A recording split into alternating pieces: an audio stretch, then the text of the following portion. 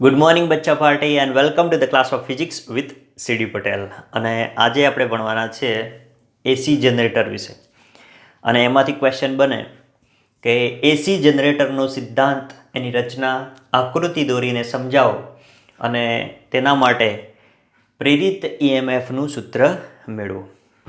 જુઓ, ઈએમએફને કેટલી રીતે પ્રેરિત કરી શકાય?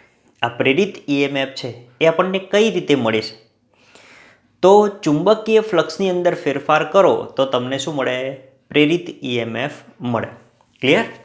ચુંબકીય ફ્લક્સ એટલે ફાઈ, બરાબર? ચુંબકીય ફ્લક્સમાં ફેરફાર કરવાથી આપણને શું મળે છે? પ્રેરિત ઈએમએફ મળે છે. અને ચુંબકીય ફ્લક્સમાં ફેરફાર કેટલી રીતે શક્ય છે? તો 3 રીતે. કઈ? તો જુઓ, ફ્લક્સ ફાઈ બરાબર શું છે? તો એ ડોટ બી. ફ્લક્સની વ્યાખ્યા આવડવી જોઈએ કે એકમ ક્ષેત્રફળમાંથી પસાર થતી ચુંબકીય ક્ષેત્ર રેખાઓની સંખ્યાને ચુંબકીય ફ્લક્સ કહેવામાં આવે છે, બરાબર? તો એ ડોટ બી થાય.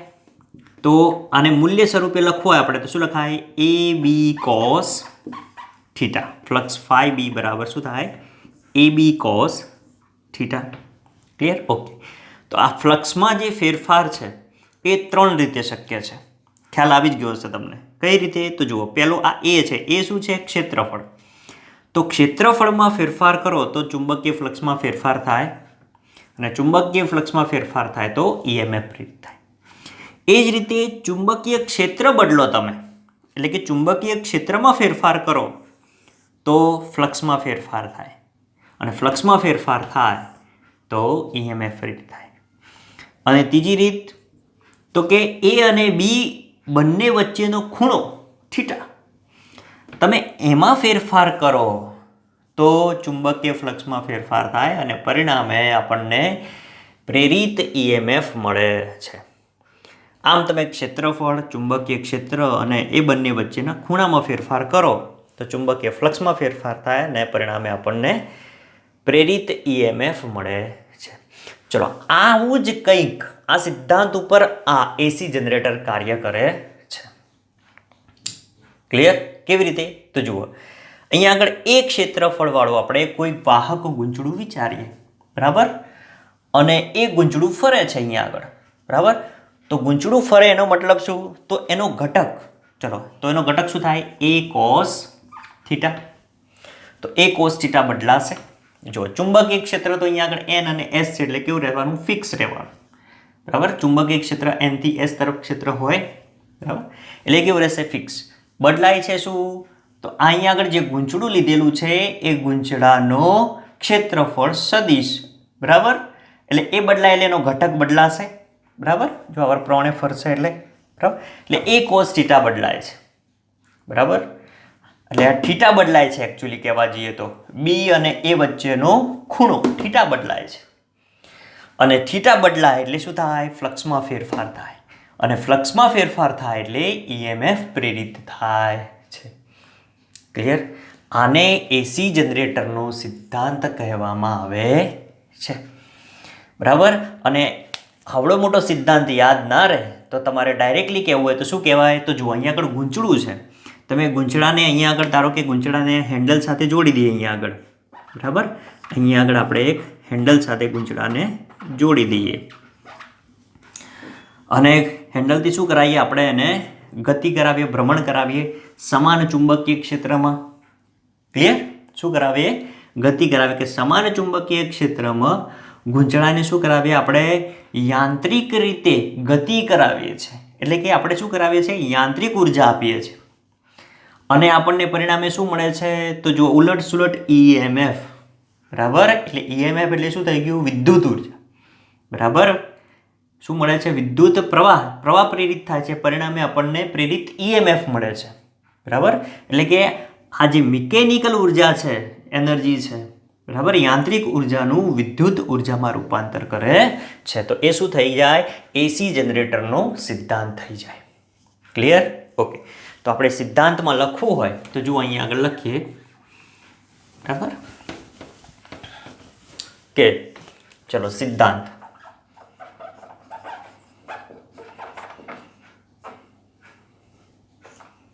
આમાં સાઇન થોડી આવી રહી છે, પહેલાં સાઇન ભરી દઈએ.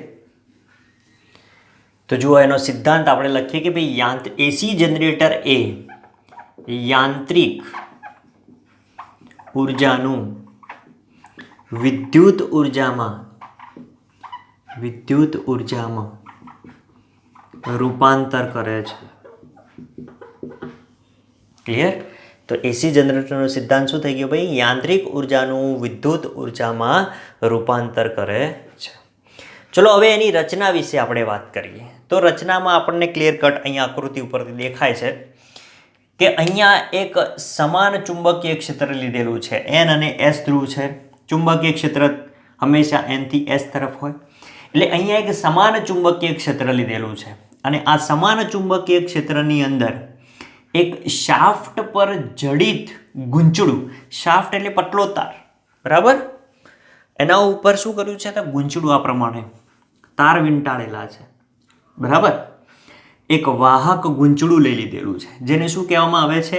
આર્મેચર કહે છે, બરાબર. હવે આ આર્મેચરની ધરી, એ ધરી ચુંબકીય ક્ષેત્રને બિલકુલ લંબ રહે એ પ્રમાણે ગોઠવેલી છે. ક્લિયર? એટલે આ ગૂંચળું શું થશે? ગૂંચળાની ધરી જે છે, બરાબર, એ ચુંબકીય ક્ષેત્રને બિલકુલ લંબ થશે. એટલે આ પ્રમાણે છે, સમજો. એટલે આ ગૂંચળું આ પ્રમાણે થશે. ક્લિયર? ઓકે. આ બાજુ ચુંબકીય ક્ષેત્ર છે અને આ બાજુ, બરાબર. તો આની ધરી જે છે એ ચુંબકીય ક્ષેત્રને બિલકુલ લંબ થાય. ક્લિયર? ઓકે. હવે આ ગૂંચળાના જે બે છેડાઓ છે એ બે છેડાઓને સ્લિપરિંગો સાથે જોડેલા છે, એટલે સહેલાઈથી શું થાય? ગૂંચળું ફરી શકે, બરાબર. અને એની સાથે બે કાર્બનના બ્રશ જોડેલા છે અને એની સાથે કન્ડક્ટિંગ વાયર જોડી અને આને આ ગોઠવણને બાહ્ય પરિપથ સાથે જોડેલો છે. ક્લિયર? આખી ગોઠવણને આપણે બાહ્ય પરિપથ સાથે ગોઠવેલો છે. ક્લિયર? ઓકે. તો પહેલાં આપણે રચના લખી દઈએ. લખવાનું કેવી રીતે?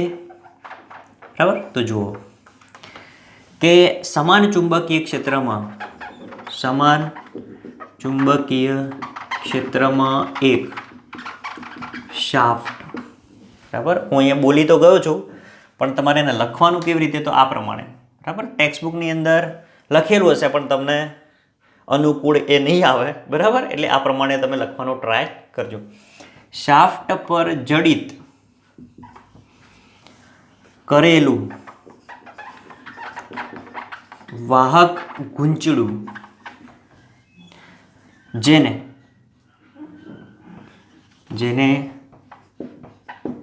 આર્મેચર કહે છે, બરાબર. અને શું કહીશું આપણે? આર્મેચર. અને આ આર્મેચરની એટલે કે તેની ભ્રમણાક્ષ ચુંબકીય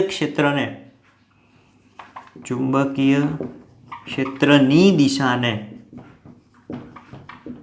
લંબ રહે અથવા તો લંબ હોય તે પ્રમાણે ગોઠવેલ છે. ક્લિયર? ઓકે. હવે આ ગૂંચળા અથવા તો આર્મેચર, આ ગૂંચળાના બે છેડાઓ, બરાબર, આ ગૂંચળાના આ બે છેડાઓ, બરાબર, એ બે છેડાઓને બે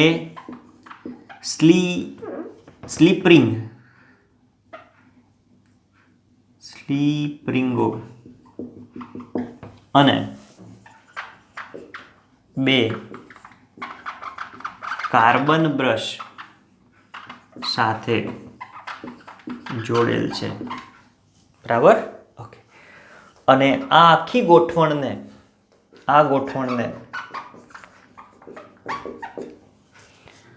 બાહ્ય પરિપથ સાથે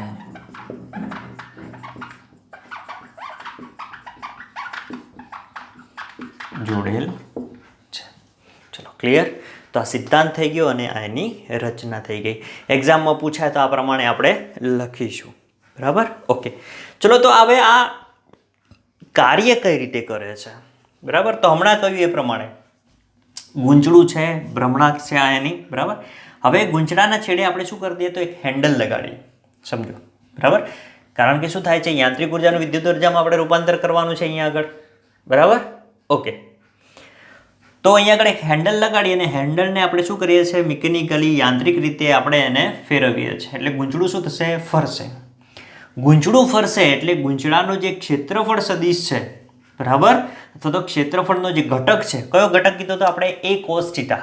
બરાબર, ક્ષેત્રફળનો ઘટક શું છે, એ કોસ થીટા. આ એ કોસ થીટા બદલાય છે. બરાબર, અને એ કોસ થીટા બદલાય, ચુંબકીય ક્ષેત્ર તો સેમ જ રહેશે એક જ દિશામાં. બરાબર, પરંતુ આનો ક્ષેત્રફળનો જે ઘટક છે એ બદલાય છે.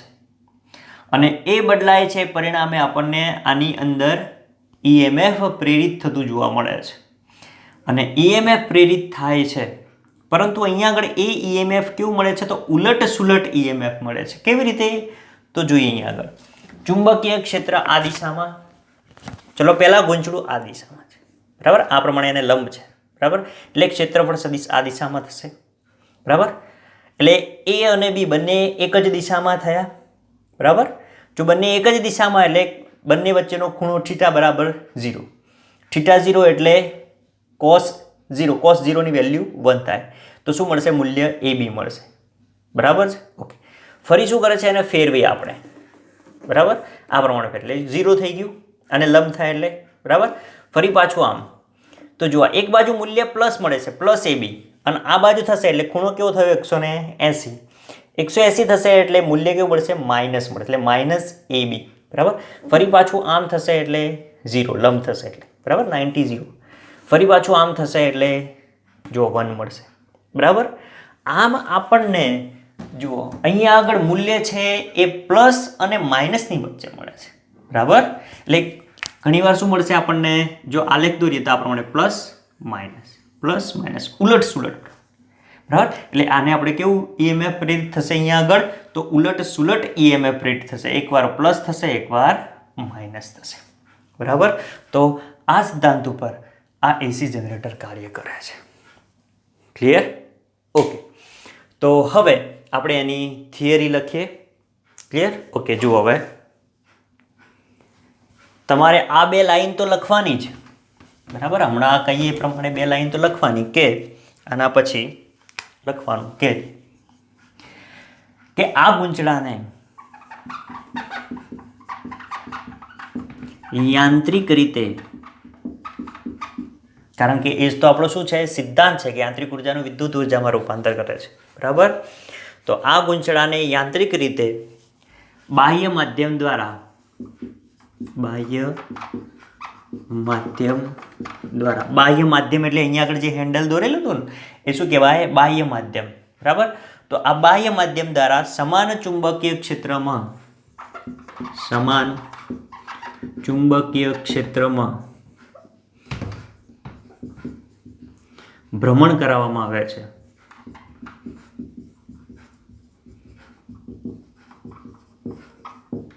ક્લિયર, સમાન ચુંબકીય ક્ષેત્રમાં શું થશે, ભ્રમણ કરાવવામાં આવશે. અને ભ્રમણ કરાવવામાં આવશે ત્યારે ગૂંચળા સાથે સંકળાયેલ ફ્લક્સ, ત્યારે ગૂંચળા સાથે સંકળાયેલ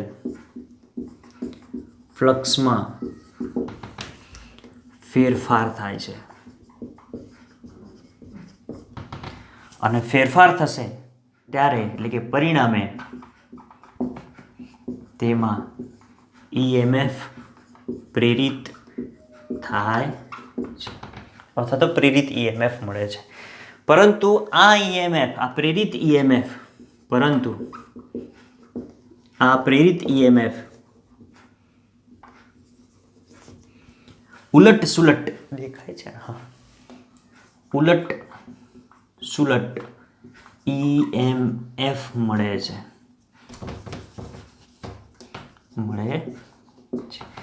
આ કેવી રીતે ઉલટ સુલટ EMF મળે છે, બરાબર, એ હવે આપણે આગળ જોઈએ. પહેલા આટલો સ્નેપ લઈ લો તમે. ક્લિયર,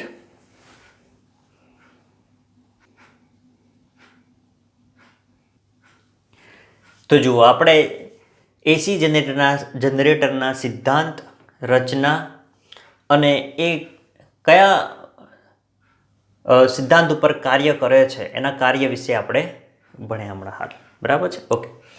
હવે આપણે પ્રેરિત ઈએમએફનું સૂત્ર તારવીએ. જુઓ શું કહે છે અહીંયા આગળ. તો જ્યારે આપણે આ ગૂંચળાને ઓમેગા જેટલી કોણીય આવૃત્તિથી અહીંયા આગળ આપણે શું કરીશું? ભ્રમણ કરાવીશું, ફેરવીશું આ પ્રમાણે. બરાબર? હમણાં કહ્યું એ પ્રમાણે. ત્યારે એ ટી ક્ષણે ચુંબકીય ક્ષેત્રનો સદિશ બી અને જે ગૂંચળાનું ક્ષેત્રફળ છે એનો ક્ષેત્રફળનો સદિશ એ વચ્ચેનો ખૂણો ધારો કે થીટા છે. અને એ થીટા એ શું થાય છે ભાઈ? સમય સાથે બદલાય છે. ક્લિયર? જો આપણે લખતા જઈએ અને સમજતા જઈએ કે જ્યારે ગુંચળાને જો હવે આ થિયરીની વાત ચાલુ કરીએ આપણે. બરાબર? પ્રેરિત ઈએમએફનું સૂત્ર મેળવવાનું છે. બરાબર? ગુંચળાને ઓમેગા જેટલી કોણીય ઝડપથી ભ્રમણ કરાવવામાં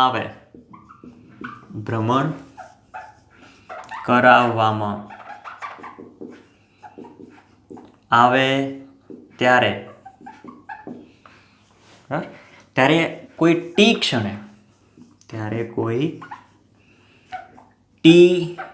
ક્ષણે બરાબર ચુંબકીય ક્ષેત્રફળનો સદિશ બી અને ક્ષેત્રફળ સદિશ અને ગુંચળાના ક્ષેત્રફળ સદિશ એ વચ્ચેનો કોણ અથવા તો ખૂણો થીટા છે. ક્લિયર? અને એ સમય સાથે બદલાય છે. ધારો કે ટી બરાબર 0 સમયે થીટા બરાબર 0 છે. આ એની પ્રારંભિક સ્થિતિ છે. પરંતુ ટી બરાબર ટી સમયે બરાબર ગૂંચળું શું કરે છે? ભ્રમણ કરે છે. ભ્રમણ કરશે એટલે એનો એંગલ શું થશે? બદલાશે. બરાબર?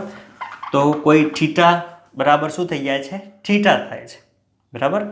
જ્યાં થીટા એ શું છે? કોણીય સ્થાનાંતર. એટલે કે ટી જેટલા સમયમાં થીટા જેટલું કોણીય સ્થાનાંતર કરે છે. બરાબર? તો કોણીય ઝડપ અથવા તો કોણીય વેગ ઓમેગા બરાબર શું થાય? તો જો ઓમેગા બરાબર શું થાય? કોણીય સ્થાનાંતર ભાગ્યા સમયગાળો. બરાબર? કોણીય ઝડપ બરાબર શું છે? કોણીય સ્થાનાંતર ભાગ્યા સમયગાળો. બરાબર? અને આ શું છે? કોણીય ઝડપ.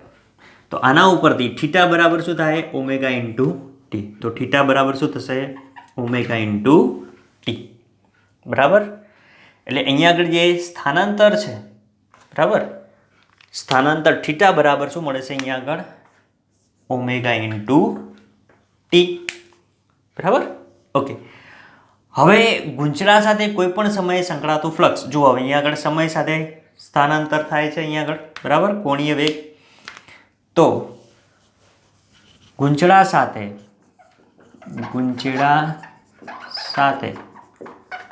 કોઈ પણ સમયે સંકળાતું ચુંબકીય ફ્લક્સ, કારણ કે સમય સાથે થીટા બદલાય છે. બરાબર? અને થીટામાં ફેરફાર થાય તો ફ્લક્સમાં ફેરફાર થાય, અને ફ્લક્સમાં ફેરફાર થાય તો ઈએમએફ પ્રેરિત થાય છે. બરાબર? તો સંકળાતું ફ્લક્સ ફાઈ બી બરાબર કેટલું થાય? A B cos theta. Clear? Okay. પરંતુ થીટા બરાબર શું છે? Omega into T. તો ફ્લક્સ ફાઈ બી બરાબર A B cos omega T. Clear? એટલે કે ગૂંચળા સાથે કોઈ પણ સમયે સંકળાતું ચુંબકીય ફ્લક્સ બરાબર કેટલું થશે? ફાઈ બી બરાબર A B cos omega T થશે. બરાબર? અને આ જે ફ્લક્સ છે એ સમય સાથે બદલાય છે. બરાબર? અને સમય સાથે ફ્લક્સ બદલાય તો આપણે એનું સમયની સાપેક્ષે વિકલન કરીએ. જો કે આ ફ્લક્સ સમય સાથે બદલાતું હોવાથી, જો સમય સાથે બદલાય છે એટલે આપણે વિકલન કરો તો શું થાય? D phi B by DT is equal to, જો ડી બાય ડીટી અને ફાઈ બીની જગ્યાએ મૂકી દો તો A B cos omega T થશે. ક્લિયર? ઓકે. હવે જો ગૂંચળું એન આંટાવાળું હોય, આ ગૂંચળું એન આંટાવાળું હોય, ગૂંચળું હોય તો એન વડે ગુણી દેવાનું આને, બરાબર? તો આની આગળ આપણે એન વડે ગુણીએ તો N D phi B by DT is equal to, ચલો પહેલાં તો આનું વિકલન કરી દઈએ, બરાબર? ડી બાય ડીટીનું સોરી ડી ફાઈ બાય ડીટીનું, ચલો તો આનું વિકલન કરશો તો શું થશે? તો પહેલાં એન વડે ગુણેલું છે એને એમના એમ મૂકી દો, બરાબર? એ બી એમના એમ આવશે. ચલો કોસ ઓમેગા ટી, તો કોસનું શું થાય? માઇનસ સાઇન ઓમેગા ટી, અને ઓમેગા ટીનું શું થશે? ઓમેગા. બોલો, ક્લિયર? ઓકે, બરાબર. હવે ફેરેડેના નિયમ ઉપરથી જો, હવે ફેરેડેના નિયમ પરથી જો, ફેરેડેનો નિયમ શું છે? તો E is equal to minus N D phi by DT, એટલે ફાઈ બી લખીએ અહીંયા આગળ. ક્લિયર? ઓકે. અહીંયા આગળ શું છે? એકલો N D phi by DT, બરાબર? તો આને આ પ્રમાણે લખાયા, માઇનસ છે આપણે અહીંયા આગળ લખી દઈએ તો માઇનસ ઈ બરાબર N D phi by DT, અથવા તો E ઇઝ ઇક્વલ ટુ, નિયમ તો આપણે એને જ રાખીએ કે E is equal to minus N D phi B by DT, બરાબર? તો જો આના બરાબર લખવું હોય તો શું લખાશે? આ માઇનસ અહીંયા આવી જશે તો આના બરાબર માઇનસ ઈ લખાય. બોલો, ફેરેડેના નિયમ ઉપરથી માઇનસ ઈ, તો માઇનસ ઈ અને અહીંયા આગળ આ માઇનસ આગળ લઈ લઈએ તો minus N A B omega sine omega T. ચલો માઇનસ માઇનસ પ્લસ, બરાબર? તો ચલો ઇક્વેશન શું લખાશે? આ પ્રમાણે લખાય કે E is equal to N A B omega sine omega T. બોલો, ક્લિયર? જો સમજી લઈએ ફરી એકવાર, જો અહીંયા સુધી ફરી એકવાર. જો શું કહે છે કે જ્યારે ગૂંચળાને ઓમેગા જેટલી કોણીય આવૃત્તિથી ભ્રમણ કરવામાં આવે ત્યારે કોઈ ટી સમયે ચુંબકીય ક્ષેત્રનો સદિશ બી, બરાબર, અને ગૂંચળાનો ક્ષેત્રફળ સદિશ એ વચ્ચેનો ખૂણો થીટા થશે. કારણ કે અહીંયા આગળ ફરશે તો એ પ્રમાણે થીટા બદલાશે, બંને વચ્ચેનો એ અને બી વચ્ચેનો થીટા બદલાશે, બરાબર? જો એ વસ્તુ અહીંયા આગળથી સમજીએ આપણે કે ટી બરાબર 0 સમયે થીટા 0 છે. આ એની પ્રારંભિક સ્થિતિ હતી, પહેલાં સ્થિર હતું, બરાબર? પરંતુ ટી બરાબર ટી સમયે થીટા બરાબર થીટા લીધો અહીંયા આગળ, તો કોણીય ઝડપ ઓમેગા બરાબર શું થાય? થીટા બાય ટી થાય. તેના ઉપરથી થીટા બરાબર શું થશે? ઓમેગા ઇન્ટુ ટી, બરાબર? હવે થીટા બદલાય છે એટલે કે ગૂંચળા સાથે કોઈ પણ સમયે સંકળાતું ફ્લક્સ ફાઈ બી બરાબર, એટલે ટી સમયે થીટા બદલાય છે, બરાબર? તો ફ્લક્સ ફાઈ બી બરાબર એ બી કોસ થીટા, અને થીટાની જગ્યાએ શું લખાશે? ઓમેગા ઇન્ટુ ટી લખાશે. એટલે ફ્લક્સ ફાઈ બી બરાબર A B cos omega T. ફ્લક્સ સમય સાથે બદલાતું હોવાથી ડી ફાઈ બાય ડીટી આપણે વિકલન કરીએ, D phi B by DT is equal to D by DT, અને ફાઈ બી બરાબર શું છે? A B cos omega T, બરાબર? તો એ બી એમને એમ કોસનું શું થશે? માઇનસ સાઇન, અને ઓમેગા ટીનું ઓમેગા આગળ આવશે, બરાબર? જો ગૂંચળું એન આંટાવાળું હોય તો એન વડે આપણે ગુણી દો બંને બાજુએ. તો અહીંયા શું થશે? N D phi B by DT is equal to N A B omega minus sine omega T. હવે ફેરેડેના નિયમ ઉપરથી N D phi B by DT બરાબર શું થાય? ઈ, બરાબર? અથવા તો માઇનસ ઈ. તો માઇનસ ઈ બરાબર માઇનસ, આ માઇનસ આગળ મૂક્યું, N A B omega sine omega T, અને માઇનસ માઇનસ શું થશે? પ્લસ થશે, બરાબર? માઇનસ માઇનસ શું થઈ જાય? પ્લસ. ચલો અહીંયા લખવું એટલે તમને થોડું ઇઝી રહે, બરાબર? તો ઈએમએફનું સૂત્ર આ પ્રમાણે લખાશે, E is equal to N A B omega sine omega T. Clear? Okay. હવે આગળ જોઈએ, પહેલાંનો સ્નેપ લઈ લો તમે, બરાબર? કારણ કે હજી થોડુંક લખવાનું છે. જો અહીંયા આગળ જે પ્રેરિત ઈએમએફ એનું સૂત્ર મળે છે N A B omega sine omega T, એની અંદર આ જે છે એન એ બી ઓમેગા એ મહત્તમ પ્રેરિત ઈએમએફનું મૂલ્ય દર્શાવે છે. એટલે આ ઇક્વેશનને આપણે આ પ્રમાણે લખી શકીએ કે E બરાબર, એટલે અહીંયા લખવાનું કે હવે E બરાબર E0 sin ઓમેગા t, જ્યાં E0 બરાબર શું થશે? NAB ઓમેગા, જે EMFનું મહત્તમ મૂલ્ય દર્શાવે છે. ક્લિયર? E0 એ શું છે? NAB ઓમેગા, બરાબર. અને એ શું છે? તો EMFનું, અહીંયા જે EMF પ્રેરિત થાય છે એનું મહત્તમ મૂલ્ય દર્શાવે છે, બરાબર. અને આ જે EMF પ્રેરિત થાય છે, બરાબર, એ સાઇન વિધેય અનુસાર છે.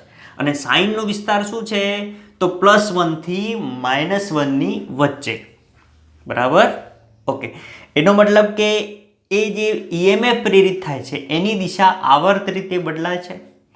અને દિશા આવર્ત રીતે પ્રેરિત EMFની બદલાય તો પ્રવાહની દિશા પણ બદલાય. તેથી આવા પ્રવાહને ઉલટ-સુલટ પ્રવાહ કહેવામાં આવે છે, બરાબર. કેવી રીતે? જો અહીંયા લખું છું હું કે અહીં આ લખવાનું, બરાબર, લાસ્ટ સ્ટેટમેન્ટ છે કે અહીં પ્રેરિત EMF નું મૂલ્ય સાઇન વિધેય, બરાબર છે ને, સાઇન વિધેયના વિસ્તાર +1 થી -1ની વચ્ચે સમય સાથે બદલાય છે. ક્લિયર? અને પ્રેરિત EMFની દિશા અને પ્રેરિત EMFની દિશા આવર્ત રીતે બદલાતી હોવાથી પ્રવાહની દિશા પણ આવર્ત રીતે બદલાય છે. પ્રવાહની દિશા પણ શું થશે? આવર્ત રીતે બદલાય છે. તેથી આવા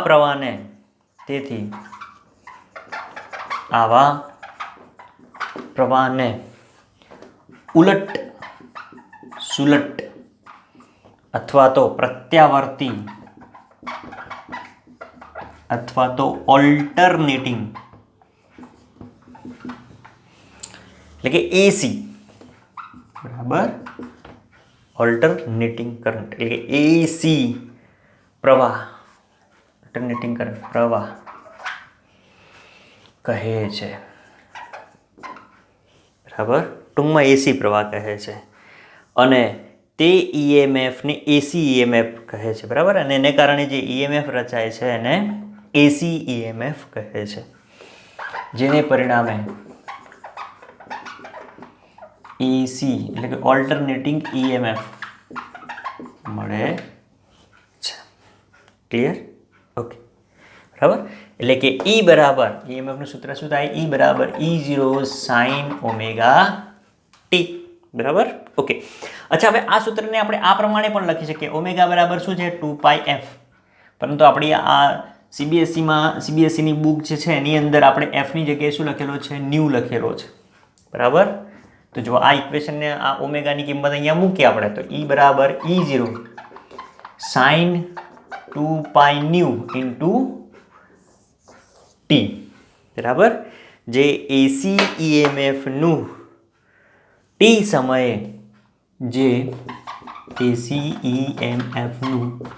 t સમયે અથવા તો તત્કાલીન મૂલ્ય આપે છે, બરાબર. t સમયે મૂલ્ય છે એવું કહી શકીએ, અથવા તો તત્કાલીન મૂલ્ય, EMFનું તત્કાલીન t સમય, અથવા તો અહીંયા તત્કાલીન લખી દો, ચલો, તત્કાલીન મૂલ્ય છે.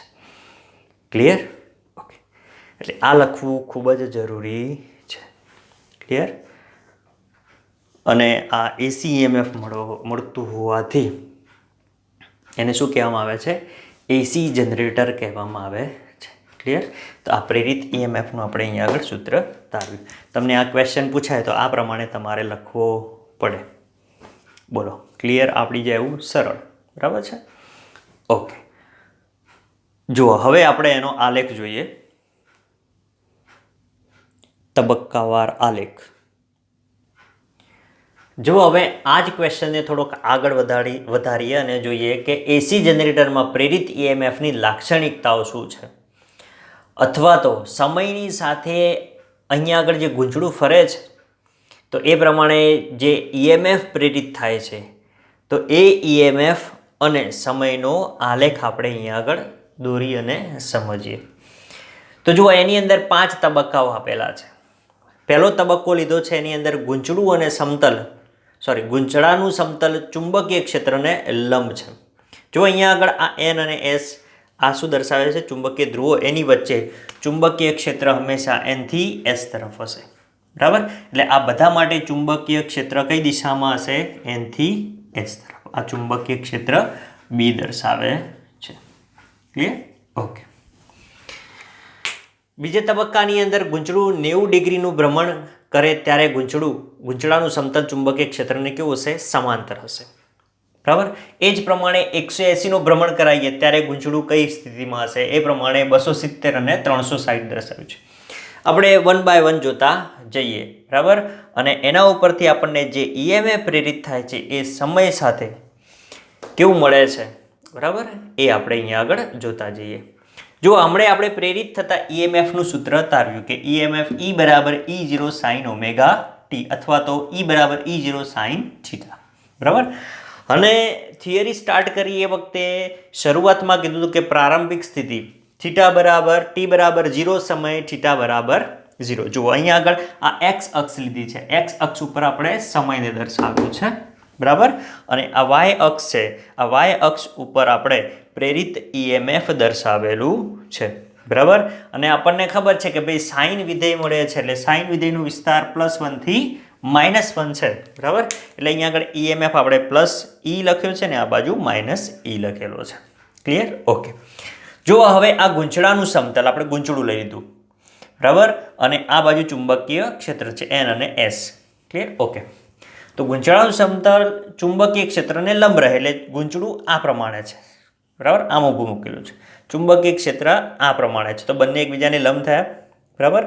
હવે લંબ થશે એનો મતલબ કે બંને વચ્ચેનો આનો જે ક્ષેત્રફળનો ઘટક છે, બરાબર? ક્ષેત્રફળ સદિશ અથવા ઘટક A cos θ, બરાબર?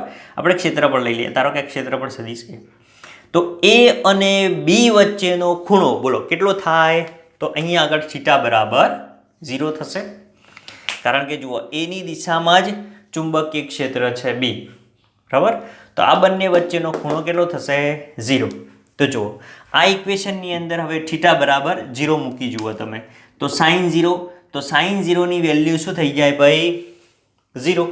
તો અહીંયા આગળ ઈએમએફ કેટલું મળશે આપણને? 0 મળશે. સમજાય છે? બરાબર? જો આ પ્રમાણે ગૂંચળું છે, આનો ક્ષેત્રફળ સદિશ આ દિશામાં હશે, A અને B એક જ દિશામાં, બંને વચ્ચેનો ખૂણો θ બરાબર 0. તો sin 0 ની વેલ્યુ 0, તો E બરાબર શું મળે આપણને? 0 મળશે, બરાબર? એટલે અહીંયા આગળ T બરાબર 0 સમયે, બરાબર? અહીંયા T બરાબર શું છે? 0. તો T બરાબર 0 સમયે આપણને E કેટલું મળે છે? 0. એટલે પહેલું પોઈન્ટ આપણને અહીંયા મળશે. જો આપણે આલેખ દોરીએ છીએ કોનો? તો પ્રેરિત ઈએમએફ વર્સિસ સમયનો, બરાબર? ઓકે.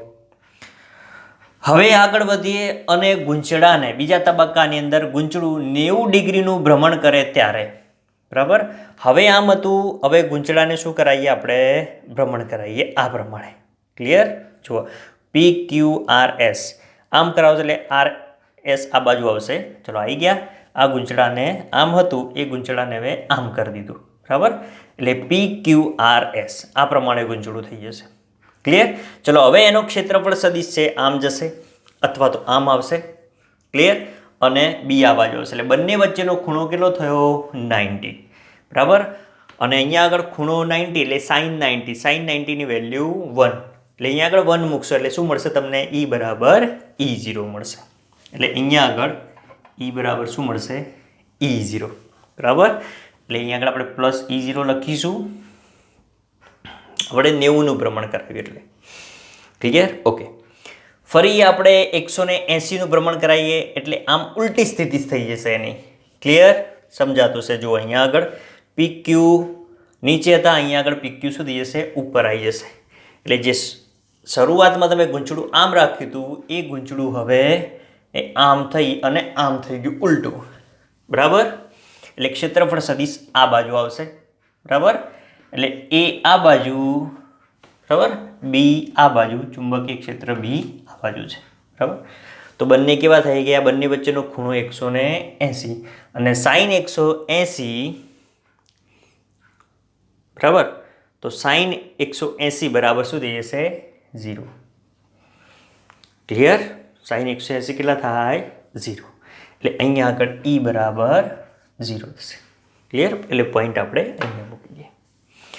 ફરી પાછું આપણે એને ઘુમાવીએ. જુઓ, બરાબર, આમ હતું, હવે કેવું હતું? આમ હતું. બરાબર? ફરી પાછું આ સ્થિતિમાં આવી જશે. ચલો 90નું ભ્રમણ કરાવ્યું કેટલા થયા? 270. 270 એટલે કેટલા થશે? sin 270 મૂકો તો sin 270 ની વેલ્યુ કેટલી થશે? -1. તો E બરાબર -E0 મળશે તમને. બરાબર? એટલે -E0 અહીંયા છે એટલે ત્યાં પોઈન્ટ મૂકી દઈએ આપણે. બરાબર? અને ફરી પાછું ભ્રમણ કરાવો એને. બરાબર? 90 ડિગ્રી એટલે કેટલા આવશે? 360. અને 360 sin 360 એટલે કેટલા થાય? 0. તો EMF કેવું મળે છે આપણને? 0. તો T સમયે આપણે 0 લખીએ. ક્લિયર? ઓકે. ફરી એકવાર જોઈ લઈએ અહીંયા આગળ કે ગૂંચળું પહેલાં કેવું છે? ગૂંચળાનું સમતલ ચુંબકીય ક્ષેત્રને બિલકુલ લંબ છે. બરાબર? એટલે ગૂંચળાના સમતલનો ક્ષેત્રફળ સદિશ અને ચુંબકીય ક્ષેત્રનો સદિશ બંને કેવા થાય? એક જ દિશામાં. બંને વચ્ચેનો ખૂણો θ બરાબર 0. તો EMF કેવું થઈ જાય? 0, કારણ કે sin 0 ની વેલ્યુ 0 થઈ જાય. તો આપણે T બરાબર 0 સમયે EMF કેટલું લખીશું આપણે? 0. પછી T/4 સમય આપણને કેટલું મળે છે? તો +E જેટલું મળે છે, કારણ કે θ 90 છે. sin 90 ની વેલ્યુ 1 થશે એટલે E બરાબર E0 છે. બરાબર? ક્રમશઃ આપણને આ પ્રકારના પોઈન્ટ્સ મળશે અને આ પ્રકારના પોઈન્ટ્સને તમે જોડશો. બરાબર? તો જો આપણે જોડીએ તો આપણને આ પ્રકારનો સાઇન વિધેયનો આલેખ મળે છે. જો આ પ્રમાણે. ક્લિયર? ચાલો.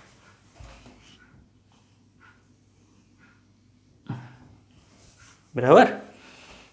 તો આ પ્રકારે આપણને આલેખ મળે છે. બરાબર? અને પ્રેરિત EMF આપણને +E0, બરાબર, +E0 થી -E0 ની વચ્ચે મળે છે. બરાબર? આમ તમે આગળ વધારે જશો, બરાબર, ફરીથી એનું ભ્રમણ ચાલુ રાખશો, જેમ જેમ ભ્રમણ કરાઈ જશો એમ તમને આ આલેખનું ફરીથી પુનરાવર્તન જોવા મળે છે અને પરિણામે તમને AC વોલ્ટેજ મળે છે. બરાબર? Alternating voltage. Clear? Plus minus plus minus plus minus. બરાબર? એને શું કહીશું આપણે? AC વોલ્ટેજ કહેવામાં આવે છે. ક્લિયર? અને આ સાઇન વિધેયનો આલેખ છે એવું કહી શકાય. બરાબર? એટલે આલેખ કોનો છે? તો પ્રેરિત EMF અને સમયનો. બોલો. ક્લિયર? આ તમને કહ્યું એ પ્રમાણે તમારે આલેખ દોરી અને સમજાવવાનું, જો ક્વેશ્ચન પૂછાય તો. બરાબર? ઓકે. હવે આપણે એના પ્રકાર જોઈ લઈએ ઝડપથી. AC જનરેટરના પ્રકાર. જો હવે જનરેટરના પ્રકારો જોઈ લઈએ તો જનરેટરના 3 પ્રકાર છે. પહેલો છે હાઇડ્રો ઇલેક્ટ્રિક જનરેટર, બીજો છે થર્મલ પાવર જનરેટર અને ત્રીજો છે ન્યુક્લિયર પાવર જનરેટર.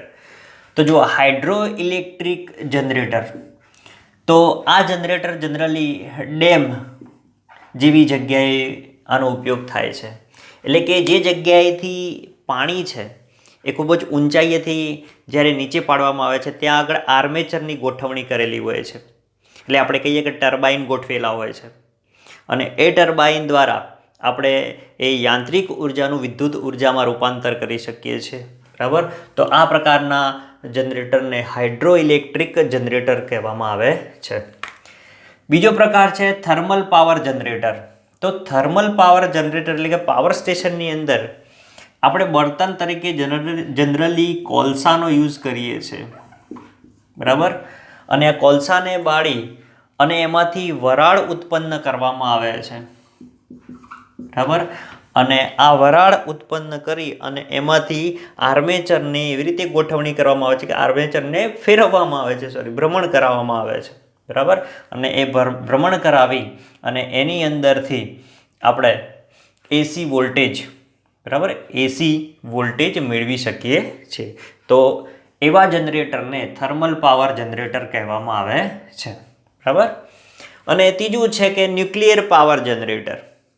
તો આની અંદર આપણે કોલસાની જગ્યાએ ન્યુક્લિયર અથવા તો અણુનો બળતણ તરીકે ઉપયોગ કરીએ છીએ. કોલસાની જગ્યાએ ન્યુક્લિયર અથવા તો અણુઓનો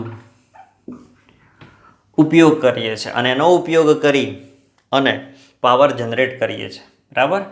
તો જનરેટરના આ બેઝિકલી 3 પ્રકાર છે: hydro electric generator, thermal power generator અને ન્યુક્લિયર પાવર જનરેટર. ક્લિયર છે? ઓકે. આ જનરેટરના પરિભ્રમણની આવૃત્તિ આપણા ભારતમાં 50 હર્ટ્ઝ છે. બરાબર. ભારતમાં પરિભ્રમણની આવૃત્તિ 50 હર્ટ્ઝની છે. જ્યારે યુએસએમાં અથવા તો એના જેવા અમુક દેશોમાં, બરાબર, યુએસએ અને બીજા દેશોમાં 60 હર્ટ્ઝની આવૃત્તિ ધરાવે છે. ક્લિયર? તો આ જનરેટરના 3 પ્રકારો છે. ક્લિયર? તો જો અહીંયા આગળ આ ચેપ્ટરની બધી જ થિયરી પૂરી થાય છે. કેટલાક દાખલા બાકી છે એ આપણે પૂરા કરી દઈશું અને પછી નેક્સ્ટ ચેપ્ટર તરફ આપણે આગળ વધીશું. બરાબર છે? તો તૈયાર કરી દેજો અને રોજનું રોજ તૈયાર કરજો અને ભણતા રહો. મળીએ નેક્સ્ટ લેક્ચરમાં. Tata, bye bye.